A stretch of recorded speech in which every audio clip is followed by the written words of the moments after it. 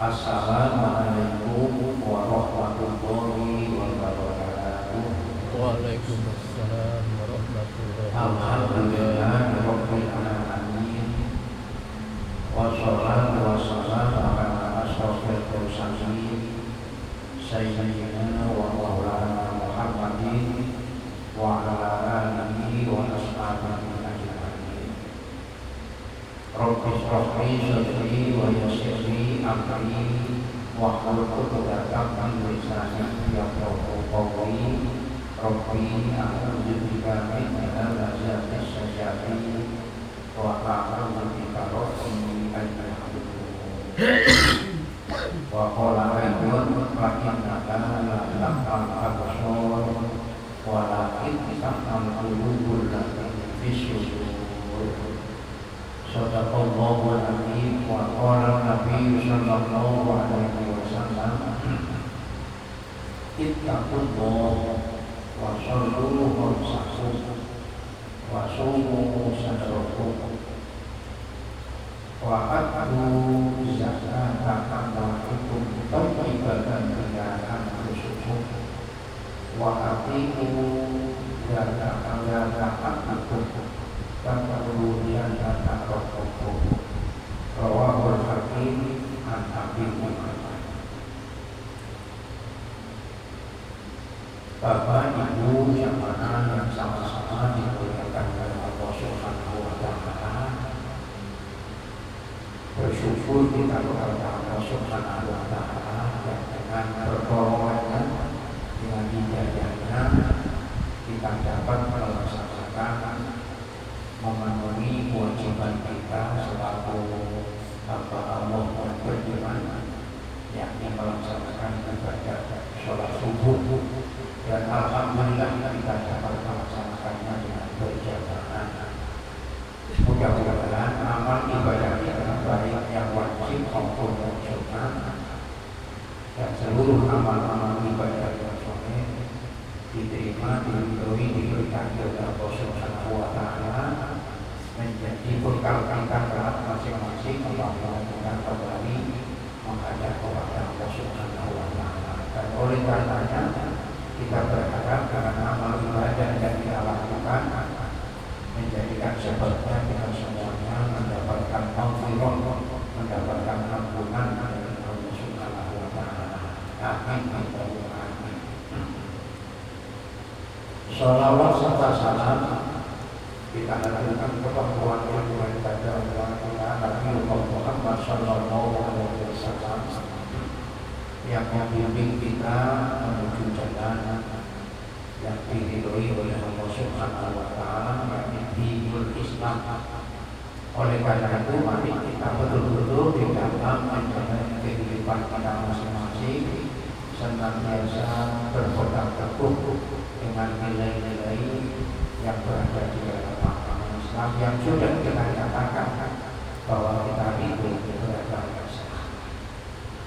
Baik jamaah sekalian yang dimuliakan oleh Allah Subhanahu wa taala, akhir-akhir ini yang kami bicarakan karena memang sumbernya munculnya dari tokoh yang mengakibatkan masalah itu menjadi pembahasan dan menjadi pembicaraan pikir-pikir jalan, akhirnya riak. Masalah itu adalah pernyataan dari Kementerian dari Menteri Agama yang menyatakan kalau kita ingin maju, kalau ingin maju ya kita menjalankan zakat. Ini sangat berbahaya sekali. Tapi alhamdulillah dengan gentleman beliau secara untuk menyampaikan permohonan karena zakat itu satu daripada rukun Islam yang ditegakkan oleh Dinul Islam, dan perintah zakat itu dalam Quran kalau kita lihat sering disaksikan dengan perintah sholat. Dan cuma zakat ini beda.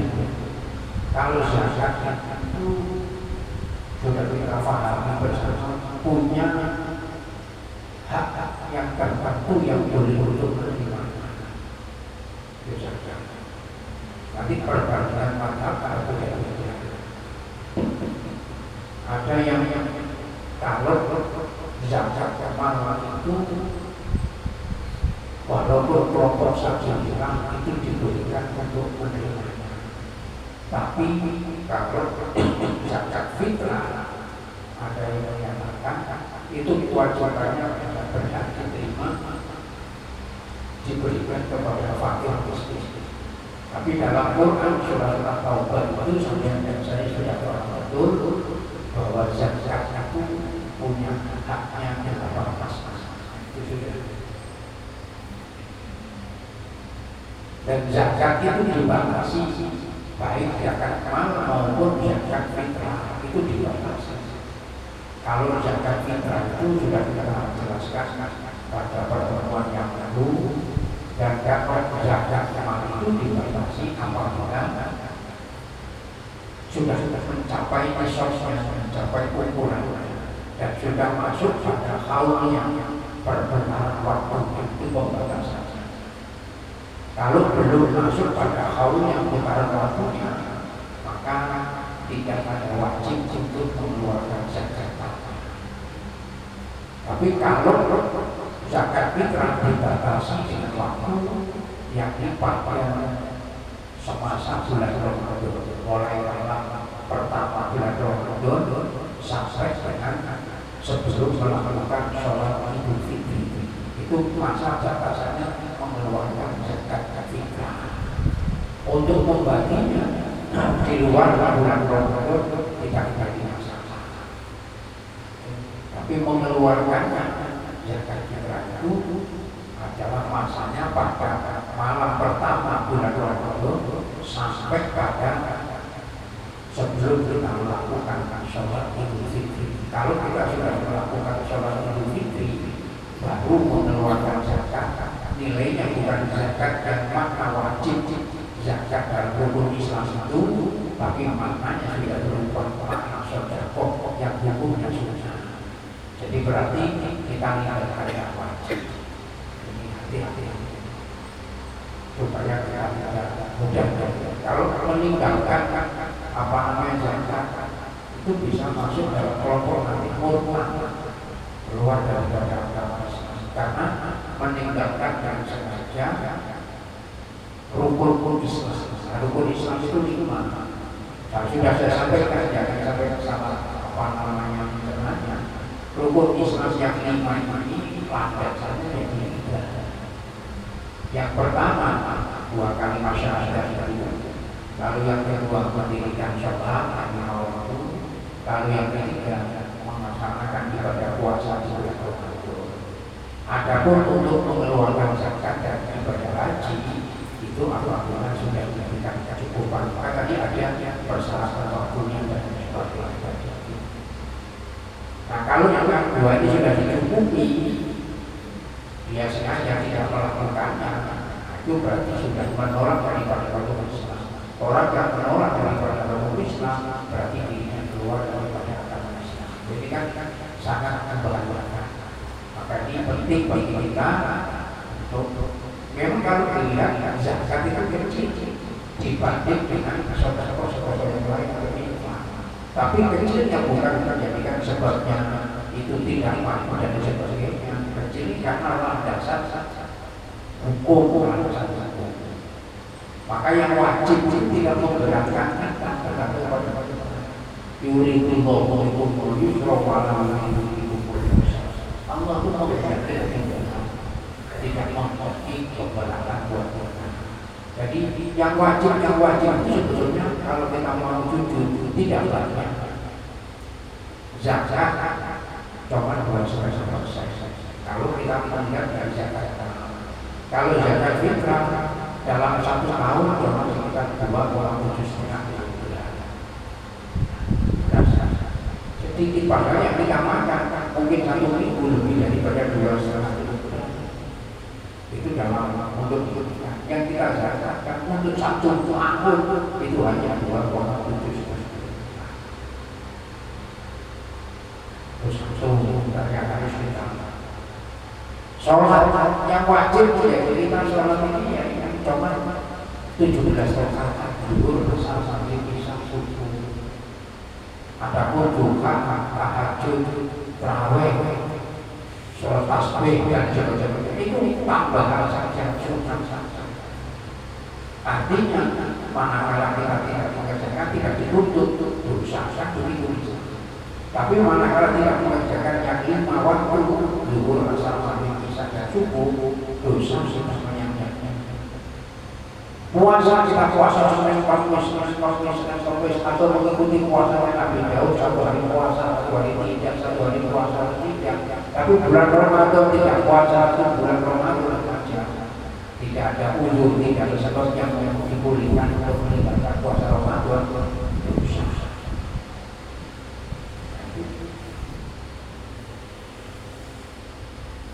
Kita mengeluarkan uang setiap bulannya keluar setiap mumpung sekian kita tahu.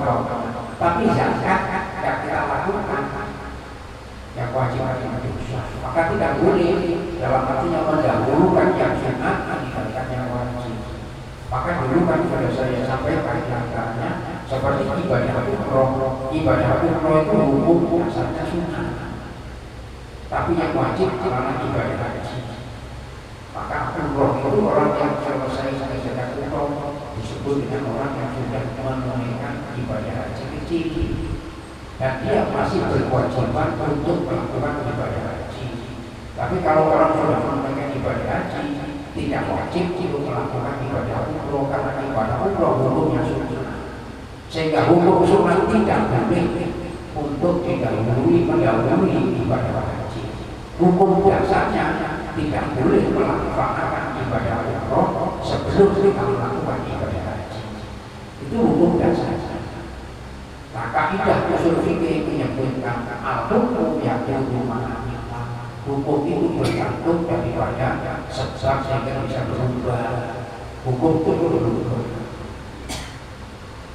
Akibat kondisi yang demikian itu akhirnya kita dibolehkan untuk melakukan ibadah umroh walaupun belum menunaikan ibadah haji. Karena kalau ibadah haji waktunya yang terbatas dan kesempatannya pun terbatas. Nah sekarang kalau sampai daftar sekarang usia katakanlah 50 baru daftar haji, berangkat haji di negara kita di Indonesia itu mungkin antara 35 sampai 40 tahun lagi berbeda. Nah kalau 35 ditambah dengan 50 85 tahun kira-kira masih ada apa aja kita. Sedangkan kemarin itu kebetulan minggu saja juga sama dengan meninggal. Terus di tempat kami ditangkap Rifan itu juga ada yang meninggal. 3 Rifan yang meninggal itu baru zaman 31 tahun. Masih sudah 31 tahun. Jadi umur itu kan tidak mengenal waktu walaupun 30 kan berapa kalau Tuhan sudah menghendaki. Maka kita sebagai orang yang beriman semestinya senantiasa setiap saat mempersiapkan titik-titik kita dalam kematian kita karena kita tidak tahu kematian itu barang yang pasti terjadi pada diri kita. Sementara kehidupan yang sementara di dunia ini menjadi bekal kita untuk kehidupan yang abadi. Maka kita orang yang beriman diingatkan oleh Allah dalam Al-Quran itu wal akhiratu khairun wa abqa. Kehidupan akhirat itu lebih baik dan kehidupan akhirat itu abadi. Ada lagi ayat yang menyatakan walal akhiratu khairun wa abqa. Dan sungguh kehidupan akhirat itu lebih baik daripada kehidupan di dunia. Kita hidup di dunia ini kehidupan yang semu, yang pas-pas dibatasi oleh waktu yang kita sendiri tidak tahu. Maka ketika kita menyadari bahwa kehidupan kita di dunia ini adalah yang bersifat sementara, maka tentu bagi kita orang yang beriman harus mempersiapkan betul-betul untuk kehidupan kita di kehidupan yang abadi. Oleh karena itu di dalam dalam hadis Rasulullah memberitahukan kepada kita untuk memenuhi perintah kampung ini. Rasulullah memberitahu diawali dengan kalimat waspada. Ini sangat pentingnya kalimat waspada. Dan sampai saya sudah paham bahwa untuk mengingatkan khotib di atas mimbar di hari Jumat atau khotib hari raya Idul Fitri ataupun Idul Adha atau khotib-khotib yang lainnya pada saat kita melaksanakan apa namanya itu ada sholat apa namanya sholat istisqa, pasti khotib itu mengingatkan kita mengiwaskan dengan kalimat apa. Nah ini Rasulullah SAW memberitahu kepada kita tentang perintahnya untuk melakukan kewajiban kita yang berada dalam rukun Islam itu diawali oleh Rasulullah dengan kalimat waspada. Kalimatnya berbunyi intaq naqul. Itu waspada dari Rasulullah mengingatkan wasallu khamsakum. Kalimat perintah sallu itu kalimat ini perintah. Bilanya perintah kita untuk memenuhi kewajiban kita melaksanakan sholat yang lima waktu. Perintahnya oleh Rasulullah, beliau mendasari dengan kalimat wasiat saking pentingnya, maka jadi orang muslim jangan sampai meninggalkan sholat. Lalu fikih membahas, fikih yang membahas mengerjakan sholat itu harus memenuhi rukunnya, memenuhi syaratnya.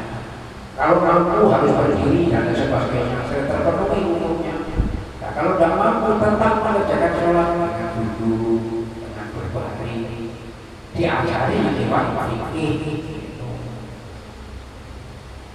Muncul yang demikian. Lalu diatur oleh sholat, ada namanya sholat munfarid, ada sholat yang namanya dengan jamaah. Oh, kalau berjamaah, sholat berjamaah aturannya ada bagaimana caranya diatur dilakukan dengan fikih. Diwajibkan sholat yang lima waktu berdekatan. Adapun sholat-sholat yang lain tidak. Kalau kita mau melakukan diberitahu oleh Rasulullah pahalanya demikian, pahala demikian. Contoh sholat seperti sholat qobliyah subuh, siapa yang melakukan sholat subuh qobliyah subuh maka diberi oleh Allah kebaikan yang kebahagiaannya melebihi dunia dan seisinya. Tidak didasari dengan kalimat wasiat, tapi sholat yang wajib dengan menggunakan kalimat wasiat karena pokok jangan sampai ditinggalkan. Lalu sambil berdaknya Rasulullah memberitahu orang yang meninggalkan yang wajib, sholat yang wajib itu. Lalu dalam hadis Rasulullah mengingatkan, man taraka sholatan muta'ammidan faqad kafara. Siapa yang sengaja meninggalkan sholat ini, maka dia termasuk orang yang nyata-nyata sebagai orang yang kufur. Diingatkan oleh Rasulullah. Maka kita sebagai orang muslim hendaknya memperhatikan terhadap sholat. Lalu lebih jauh lagi Rasulullah memberitahu kepada kita bahwa perbuatan amal yang namanya sholat yang wajib itu nanti akan menjadi pertanggungjawaban kita untuk ditanyakan terlebih dulu oleh Allah Subhanahu wa Ta'ala. Lalu kata Rasulullah, awwalu ma yuhasabu bihi abdu yaumal qiyamah as-shalah. Bagaimana kita sampai Allah dalam hadis ini mengatakan ittaqullah, menyampaikan perintahnya Allah yang bersifat wajib kita diawali dengan kalimat waspada. Maka kita sebagai orang yang beriman jangan mensepelekan hal yang wajib itu. Nomor 2, kata Rasulullah ini wasumu syahrohu. Kita diperintahkan orang yang beriman itu melakukan puasa. Disebutkan di sini syahrohu tidak dijelaskan syahrul Ramadan, tapi syahrul Ramadan itu dijelaskan di dalam Al-Quran. Ya ayyuhalladzina amanu kutiba alaikumus syiyam kama kutiba alal ladzina min qablikum la'allakum tattaqun. Baru nanti menjalankan kewajiban kita di dalam puasa. Syahrul Ramadan alladzi unzila fihi al-Qur'an hudan lin-nasi wa bayyinatin minal wal furqan sampai seterusnya.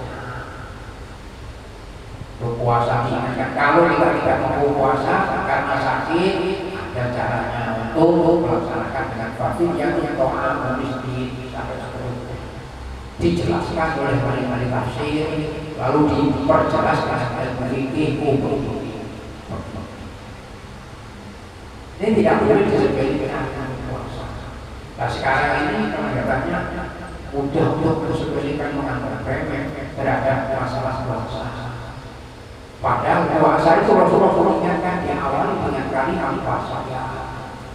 Maka orang tua bahari, ya termasuk sekarang mengajari mendidik anaknya itu untuk puasa. Kadang-kadang tidak langsung puasa anak itu mulai beribadah sampai hari terbenamnya matahari. Karena anak juga dijaga kesehatan dan sebagainya. Lalu anak diajari puasa, malam diajak sahur bersama, ayo sahur. Nanti kalau siang-siang yang biasanya sarapan jam berapa itu sudah diganti dengan sahur, akhirnya nanti makan disuruh jam-jam 12. Ini puasa setengah hari. Kira-kira dalam ini kan tidak ada hukum puasa setengah hari. Tidak ada. Siapa cari yang mana ada fikih puasa setengah hari? Aku puasa setengah hari saja. Tidak boleh, tidak ada. Tapi karena melatih anak kita bisa anak kita setengah hari. Nanti kalau sudah kira-kira berjalan 1 minggu dinaikkan lagi. Yang tadinya makannya mungkin jam 12 naik menjadi jam 3 baru makan. Akhirnya anak kita mungkin baru TK, anak kita sudah mampu untuk melakukan bahasanya kita puasa 1 hari. Padahal dia belum tersentuh hukum karena orang tua mengajari agar nanti anak bisa melaksanakan kewajiban yang menjadi tanggung jawab. Akhirnya anak baru SD kelas 1 sudah bisa alhamdulillah jujur apa yang bisa melakukan puasa Ramadan 1 hari. Padahal dia tidak bertanggung jawab dan dia tidak mendapatkan sebuah kebaikan yang dilakukan itu. Kebaikan yang dia lakukan ini sebagai bentuk ketaatan kepatuhannya dengan orang tua dan kebaikan yang dilakukan oleh dia oleh Allah diberikan kepada kedua orang tua. Jadi senantiasa memperoleh apa yang kita lakukan. Anak-anak kita latih. Terus yang nomor 3 yang jadi masalah ini. Wa'atu zakata amwalikum. Ini kita diperintahkan untuk kita mengeluarkan zakat. Maka tadi sudah saya sebutkan zakat yang harus kita laksanakan. Ini menjadi pokok, jadi jangan sampai kita bersepelekan. Kalau memang betul-betul tidak ada, betul-betul tidak ada, tengok kanan kiri tidak ada apa-apa. Jangankan Pak, kalau zakat itu makan sedang-sedang. Malah kalau ada orang yang menyatakan bahwa seandainya di rumah ada piring dan sebagainya, berdasarkan ada tentara kita berkewajiban sebagai orang Islam mengeluarkan zakat, itu dianjurkan untuk menjualnya, untuk dipakai membayar zakat, karena pentingnya untuk zakat. Kita sudah 1 tahun lamanya kita makan. Kalau kita diperintah dalam 1 tahun itu di bulan Ramadan untuk mengeluarkan zakat, kewajiban kita. Sehingga perintah zakat ini masuk dalam kelompok menjadi rukun Islam. Maka dulu kalau tempat saya mohon maaf karena saya awal biasanya kalau selesai azan itu menunggu untuk sholat berjamaah itu ada ujian. Kalau kita di sini kan sudah biasa. Astagfirullahaladzim. Kalau di tempat saya biasanya ujian sambil menunggu datangnya imam itu. Nah, menunggu kita ini. Nah, tapi saja habis melakukan sholat qobliyah itu berujian. Nah, kebetulan karena orang Jawa ujiannya mengajari supaya anak-anak kita Anda termasuk kita selalu paham dengan rukun Islam. Sekarang kadang-kadang bertanya dengan anak yang lulus SMA saja belum tentu hafal rukun Islam. Lalu diajari dengan pujian-pujian bahasa Jawa di tempat saya. Utawi rukun Islam, iyo iku 5 perkara, yang dihir moco saja, tapi yo sholat, tapi telu iku zakat, tapi papat iku poso, tapi 5 lunga kaji, mangan berdoa.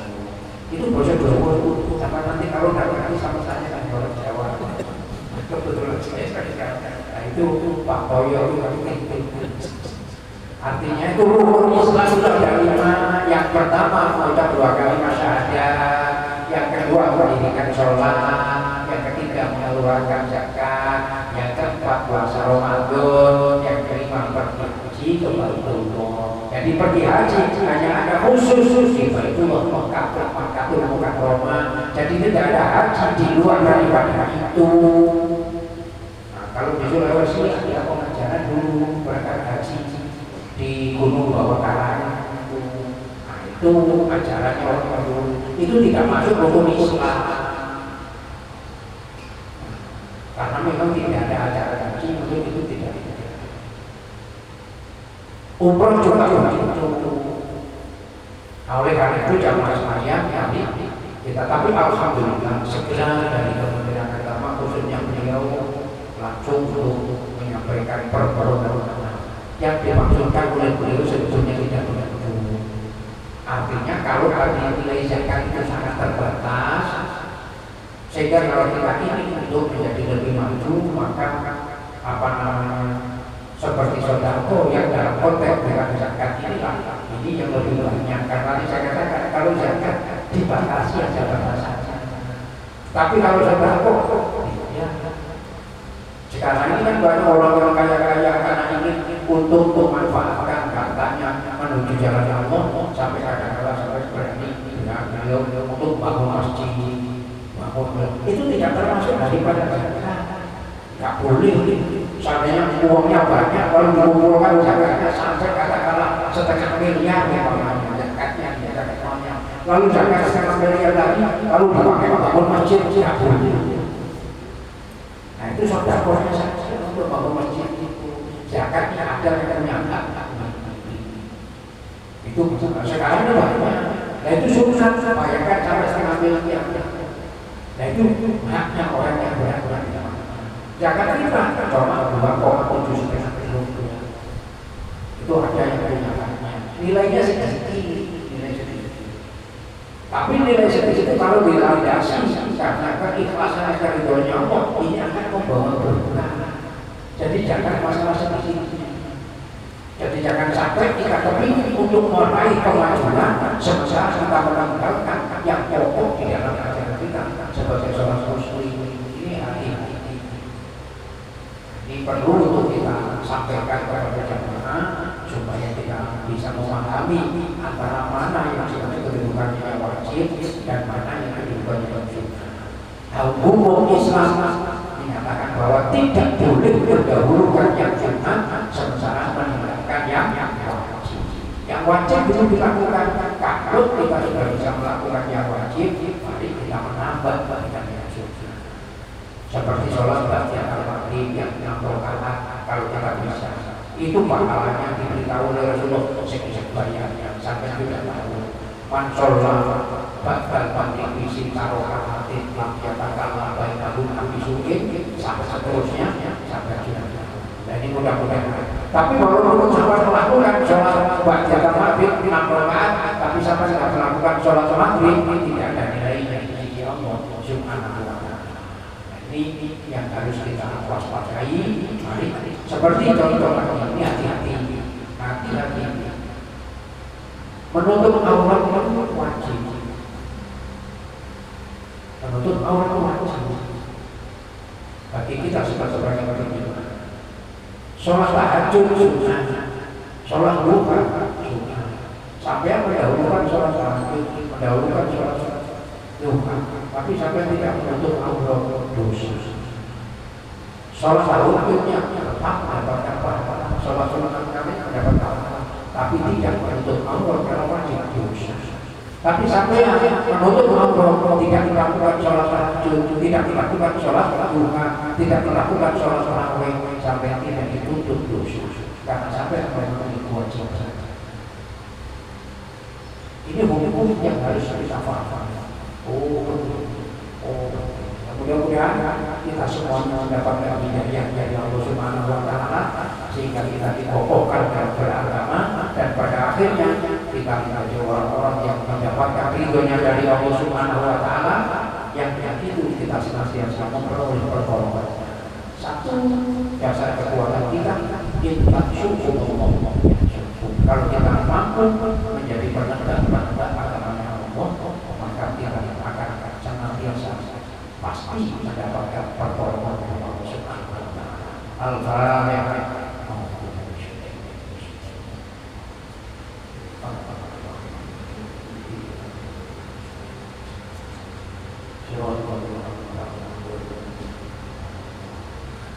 Amin ya